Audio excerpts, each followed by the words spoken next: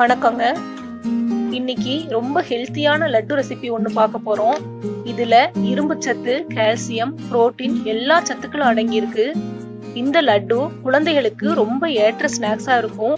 பெரியவங்களும் இதை சாப்பிட்டா எல்லா சத்துக்களும் உடம்புல சேர்ந்து ரொம்ப சுறுசுறுப்பா ஆயிடுவாங்க. இப்போ இந்த ஹெல்த்தியான சுவையான லட்டு எப்படி செய்யறதுன்னு பார்க்கலாம்.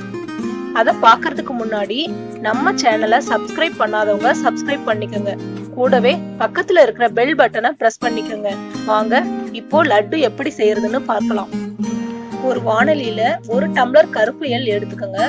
அதை நல்லா டோஸ்ட் பண்ணிக்கோங்க. நல்லா அது வெடிச்சு வரணும், அது வரைக்கும் டோஸ்ட் பண்ணிக்கோங்க. அதை டோஸ்ட் பண்ணி தனியா எடுத்து வச்சுக்கோங்க. இந்த எள்ளை மிக்சியில போட்டு பவுடர் ஆக்கிக்கோங்க. இப்போ 1 டம்ளர் நிலக்கடலை, 1/2 டம்ளர் பாதாம், 1/2 டம்ளர் பொட்டுக்கடலை, 1 கப் பேரிச்சம்பழம் எடுத்திருக்கேன். இப்போ இந்த டேட்ஸுக்கு மேல இருக்கிற தோலை எடுத்துட்டு சின்ன சின்னதா கட் பண்ணி வச்சிருக்கேன். இப்போ அதே வாணலியில பாதாமை போட்டு நம்ம வறுத்து எடுத்துக்கலாம். நான் ஏற்கனவே நிலக்கடலைய வறுத்து வச்சதுனால நான் திரும்ப வறுக்கல. நீங்க நிலக்கடலையும் போட்டு வறுத்துக்கங்க. இது கூட பொட்டுக்கடலையும் சேர்த்து நான் ஃப்ரை பண்ணிக்கிறேன். இது ரெண்டையும் நல்லா சேர்த்து ஃப்ரை பண்ணிட்டு நம்ம மிக்ஸி ஜார்ல போட்டு அடிச்சு வச்சுக்கலாம். மிக்ஸி ஜார்ல வறுத்த நிலக்கடலை, பாதாம், பொட்டுக்கடலை எல்லாத்தையும் சேர்த்து ஒரு சுத்தி எடுத்துக்கலாம்.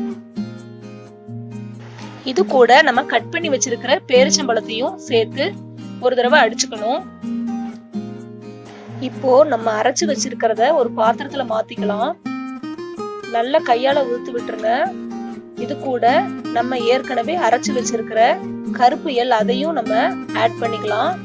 ரெண்டையும் சேர்ந்து நல்லா கலந்து விட்டுருங்க.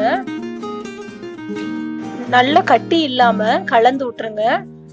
சப்போஸ் கட்டி கட்டியா வந்தது அப்படின்னா இன்னொரு தடவை மிக்சியில போட்டு அடிச்சு எடுத்துக்கலாம். நான் இன்னொரு தடவை மிக்சியில போட்டு தான் எடுத்தேன். இப்போ நல்லா தூள் தூளா உதிரியா ஆயிடுச்சு. இப்போ இதை உருண்டை பிடிச்சுக்கலாம். பாருங்க உருண்டை எவ்வளவு நல்லா பிடிக்க வருதுன்னு. இதுல நெய்யெல்லாம் சேர்க்க வேண்டியதே இல்லை. இதுல ஒயிட் சுகரோ வெல்லமோ எதுவுமே கிடையாது. இப்போ சூப்பரா உருண்டை ரெடி ஆயிடுச்சு. இதுல சேர்த்திருக்கிற 5 பொருளுமே ரொம்ப சத்தானது. நீங்க கண்டிப்பா வீட்டுல ட்ரை பண்ணி பாருங்க. ட்ரை பண்ணி பார்த்துட்டு உங்க கமெண்ட் என்னன்னு எனக்கு சொல்லுங்க. இந்த வீடியோ பிடிச்சிருந்தா லைக் பண்ண மறந்துடாதீங்க.